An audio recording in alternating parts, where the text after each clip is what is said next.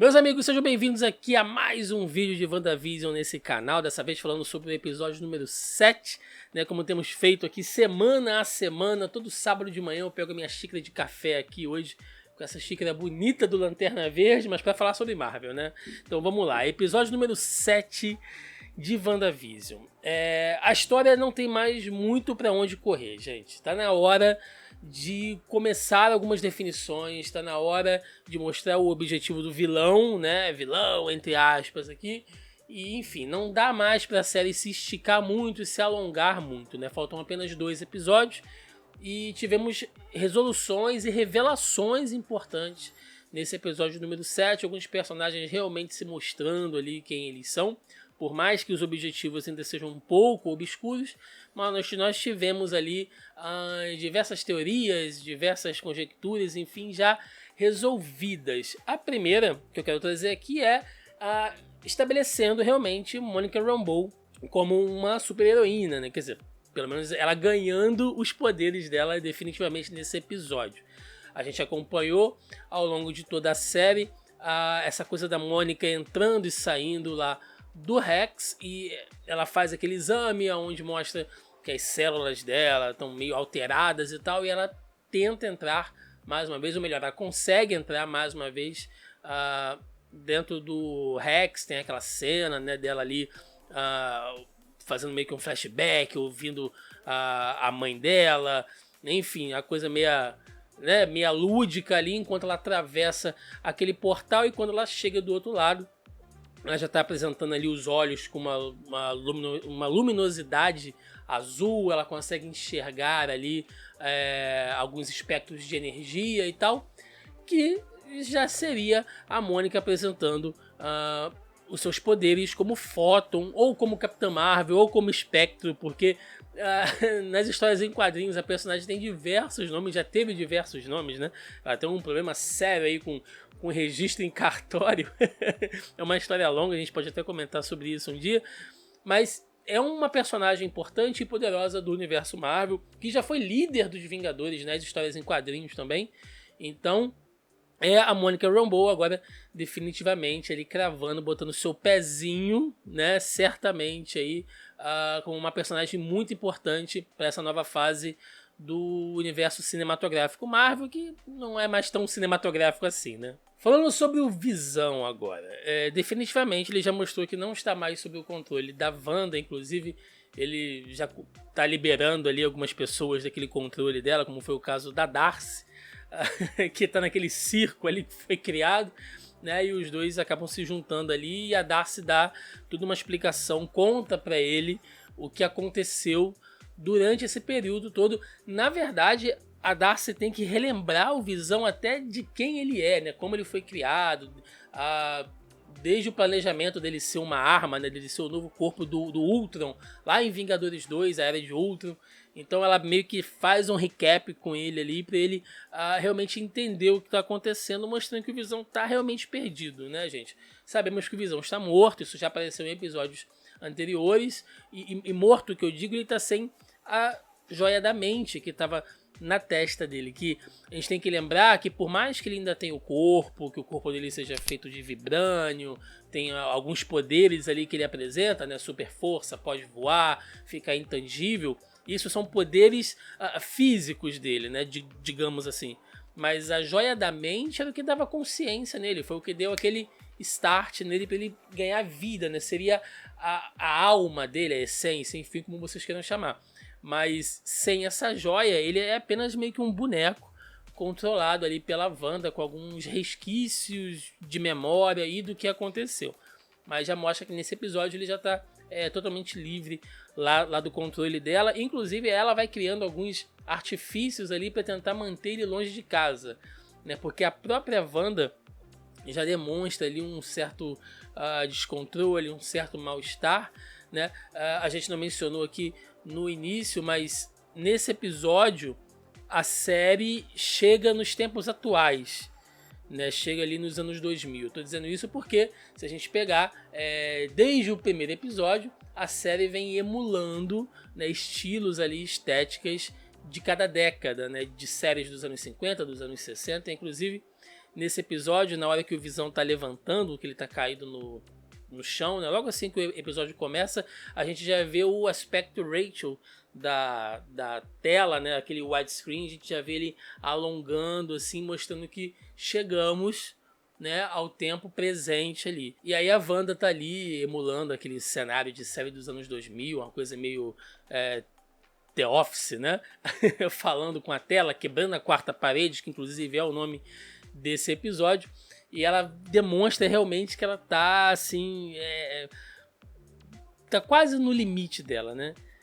Tem até uma hora que ela fala, não, eu tô bem, né? Mas você vê no semblante dela que ela tá a ponto de explodir. E falando em revelações, tivemos ali mais do que seria realmente os objetivos da SWORD, né? Essa organização ali que tá investigando, enfim, que tá por fora ali do que tá acontecendo dentro do Rex.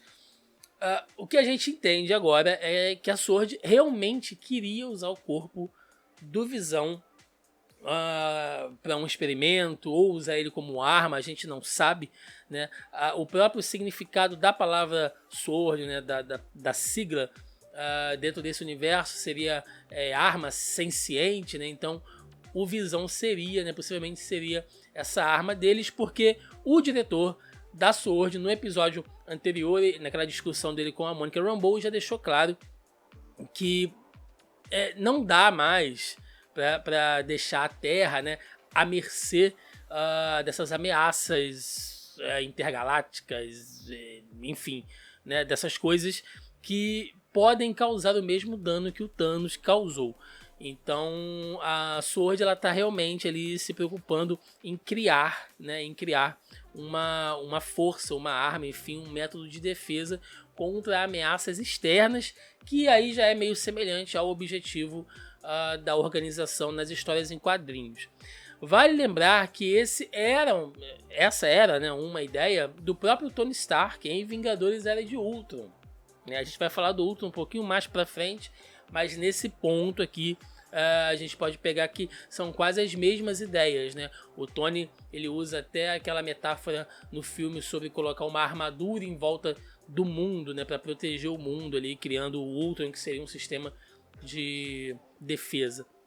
E agora a SWORD está apresentando ali um objetivo semelhante. Isso quer dizer que eles são maus? Que eles são falsos? Que eles são os vilões? Não, é apenas uma organização que está lidando com a coisa da forma mais pragmática possível. Né? Nós temos aí diversos super seres alienígenas, criaturas, sabe, mágicas aparecendo, e nós humanos estamos aqui à mercê da sorte desses acontecimentos. E finalmente temos a apresentação, a revelação da Agnes como Agatha Harkness, que nos quadrinhos é uma personagem importante dentro da história da Wanda, né? Essa não é assim, uma grande revelação, né? Nossa, ninguém imaginou que a Agatha seria que a Agnes seria a Agatha Harkness. Isso já havia sido enfim, pensado aí. Quem vem acompanhando diversos produtores de conteúdo, muita gente já falou sobre isso, não é uma grande novidade, mas a forma como a personagem foi apresentada é curioso, porque nos quadrinhos a Agatha, ela sempre foi assim, um personagem muito misterioso, né? A própria origem dela ali como sendo uma bruxa imortal, super antiga e tal, é muito assim, cheio de mistério. Ela já cuidou lá do filho do Reed Richards, depois ela acaba se envolvendo ali com a Wanda quando ela tem os filhos dela lá nos quadrinhos, né? Que mais tarde a gente fica sabendo que eles têm ligação com o Mephisto, enfim. Então a Agatha ela sempre foi um personagem muito misterioso, mas nunca se mostrou assim como alguém maligno a esse ponto, como a gente viu na série, né? Ela tem até uma abertura própria ali pra ela, né? Dizendo que, olha, ela era o vilão, ela tava por trás de tudo, né? Uma coisa até meio cômica, assim. E ela faz questão de dizer, né? Inclusive fui eu que matei o cachorrinho, e dá aquela risada de bruxa e tal. Então, assim, é uma coisa meio caricata pra personagem. O que dá pra gente entender ali é que, na verdade, ela manipulou tudo o tempo todo. né? A Agatha vem manipulando tudo ali o tempo todo. Inclusive quando a Wanda desce para aquele porão na casa dela, que tem aquela energia roxa ali, aqueles veios de energia roxa, a gente percebe que os poderes da Wanda não funcionam muito bem ali embaixo. A Agatha consegue até sobrepujá-la ali dentro. Então, realmente, a Agatha tem controle também sobre o que está acontecendo dentro do Rex. E aí, pra gente fechar esse vídeo, antes eu quero falar das coisas que eu acho que não são, tá? Porque diversas teorias, diversas conjecturas vieram sendo criadas ao longo de todos os episódios. Algumas coisas ainda estão em abertas, então eu vou dizer antes o que eu acho que não é e depois eu vou dizer o que eu acho que realmente é importante no meu ponto de vista. Coisas que eu acho que não vão acontecer. Essa teoria dos Skrulls, de que aqueles militares lá da SWORD que ajudaram a Monica Rambeau com aquele módulo para ela entrar dentro do Rex e tal, que tem aquela fala lá da Major, amiga dela, dizendo não, nós somos muito gratos à sua mãe e tal. Daria ali uma ideia de que na verdade esse nós, né, sejam Skrulls infiltrados e tal. Não é que eu não ache que isso seja possível, eu só acho que isso não vai estar presente na série agora. Né? Tem muita coisa acontecendo, gente, muita coisa acontecendo. A gente está entrando dentro desse cenário mágico, místico, interdimensional da Marvel, né? Que é uma coisa muito lá da seara do Doutor Estranho.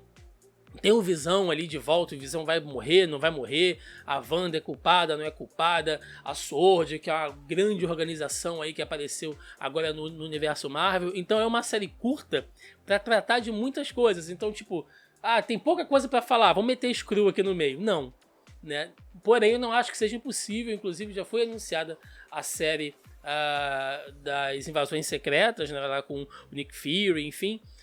O que a gente sabe, vendo o filme da Capitã Marvel, é que os Skrulls foram com ela colonizar, né, um novo lugar para eles viverem e tal. Mas a gente não sabe se ficaram alguns na Terra. Então, assim, não digo que seja impossível, tá? Não digo que essa teoria é impossível, eu só acho que ela é muito improvável realmente de aparecer Skrull ou ter uma influência direta dos Skrulls na série, agora faltando apenas 2 episódios. Outra teoria que eu acho que não se sustenta é a do Ultron, né? A gente citou ele aqui nesse episódio, porque os planos lá da SWORD seriam semelhantes com o do Tony Stark, quando o Ultron foi criado. A gente teve um daqueles comerciaizinhos ali, aqueles intervalos, né, passando nos episódios citando o Ultron e tal. Mas é porque ele tem ligação direta com a criação do Visão e com a origem da Wanda, né, dentro desse universo. Então eu acho que fica mais pela citação. Eu não acho que a SWORD tem um backup do Ultron dentro de um pendrive guardado lá na gaveta de alguém que eles vão usar agora. Eu acho que realmente não vai ter nada disso não. Tá? O que eu acredito é que eles possam estar usando os planos do Ultron, né, usando aquele projeto do Tony Stark para fazer com que o Visão fosse aquilo que o Ultron queria que ele fosse. Né? Não para a dominação da humanidade, mas para ser ele realmente uma arma perfeita. Né? Então eu acho que talvez eles possam estar se baseando no que foi planejado para o Ultron. Mas o Ultron, vilãozão, lá como a gente conhece, objetivamente, acho que não vai rolar. Outra coisa que eu acho que também não vai rolar, definitivamente, eu venho falando isso em alguns episódios, é o Mephisto.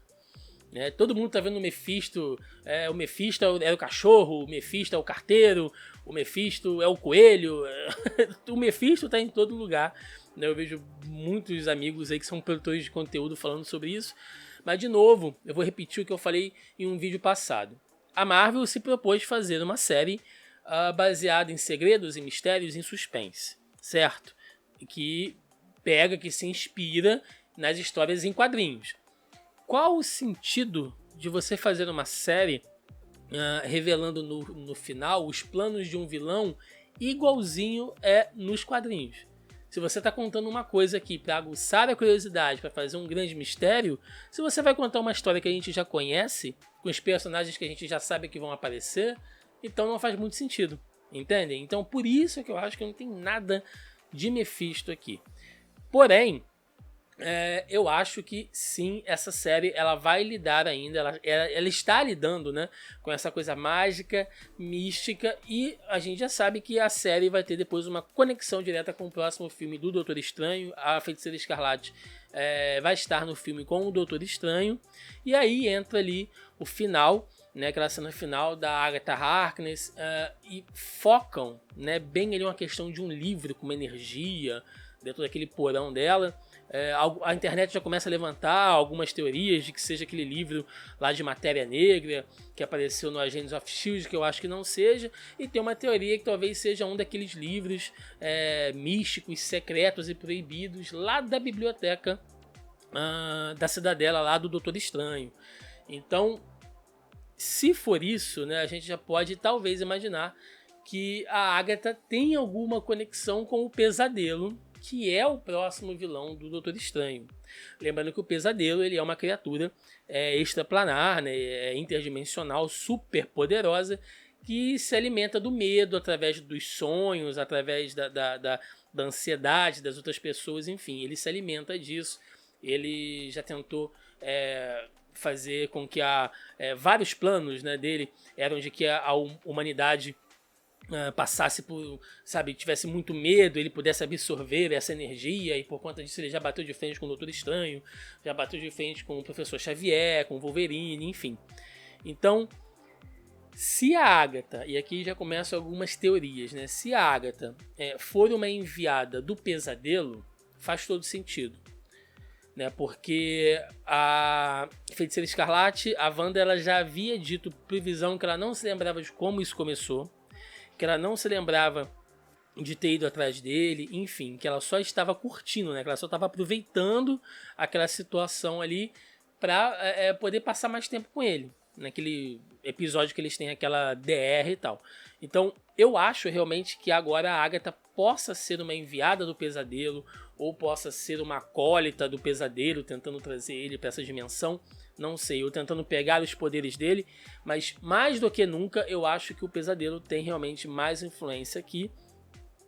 E toda essa dimensão que foi criada, nessa realidade ali dentro do Rex, possa ser exatamente isso. Uma realidade onde você pode controlar o medo daquelas pessoas, o medo da própria Wanda, né? A própria Wanda pode ter sido influenciada pelo medo de ficar sozinha, pela dor de ter perdido o Visão, enfim, né? Por essa solidão. Ela pode ter sido influenciada ali pela Agatha ou pelo próprio Pesadelo, e com isso ela desencadeou, né, toda essa série de eventos. Ela foi lá dentro da base da SWORD, sequestrou, né, o corpo lá do Visão, e depois ela pode ter sido introduzida dentro do Rex. Eu só acho agora, né, tenho quase certeza, que isso tem ligação realmente com o Pesadelo aí, através da Agatha Harkness. E aí, pra gente fechar, duas perguntas ainda ficam em aberto. A primeira é qual é a do Pietro, aquele Pietro que tá ali, né, que a gente achou até que pudesse ser uma introdução ao universo dos X-Men da Fox, mas acabou se provando que a escolha do Peter Evans como ator para interpretar ali o Pietro foi quase que uma pegadinha da Marvel, né, de utilizar um ator que já foi, que já interpretou o mesmo personagem em outra franquia, então isso foi meio que para brincar, né, com os fãs, mas ele ainda é alguma coisa, ainda é alguém. Então ele pode ser um vilão menor, a gente não sabe, né?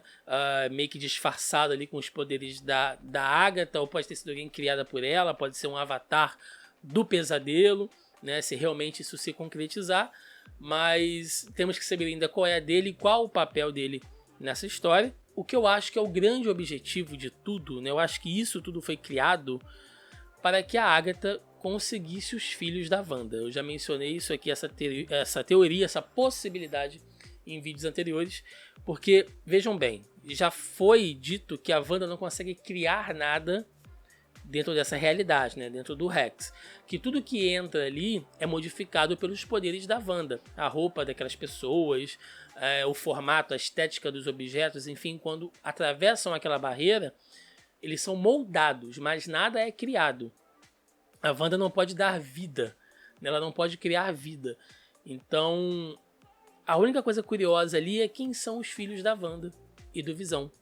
né? Talvez tudo isso possa ter sido feito para gerar aquelas duas crianças que são realmente duas vidas criadas dentro daquela realidade, o que faz delas, né, criaturas totalmente especiais, né? Seres criados em uma realidade artificial através de poderes mágicos, enfim. Então talvez eles sejam ali o objetivo da Agatha, né? Talvez a Agatha tivesse feito tudo isso, manipulado tudo isso apenas para criar essas crianças, para que a Wanda desse a luz, né, entre aspas, a essas crianças, lá usando os superpoderes dela, enfim, para que essas crianças sejam usadas em um plano maior. Então eu acho que as crianças são o grande objetivo por trás do vilão. A gente só não sabe o porquê ainda, né? A meta dele talvez seja essa, a gente só não sabe ainda qual o significado dentro da história. É isso, gente. Muitas resoluções, muitas coisas acontecendo, muitas teorias já resolvidas, outras ainda em aberto. Então eu quero saber agora a opinião de vocês. Deixem nos comentários aí o que vocês acham, o que vocês concordam, o que vocês não concordam e o que vocês esperam aí. Temos apenas 2 episódios para a série acabar, depois já vamos engatar aí em Falcão e Soldado Invernal. Faremos também aqui essa maratona de vídeos todos os sábados. E é isso, deixa a opinião de vocês aí, deixe seu like ou dislike, o que você preferir, e se inscreva no canal aqui que nos ajuda e nos incentiva bastante. Então é isso, eu vou ficando por aqui, até a próxima e valeu!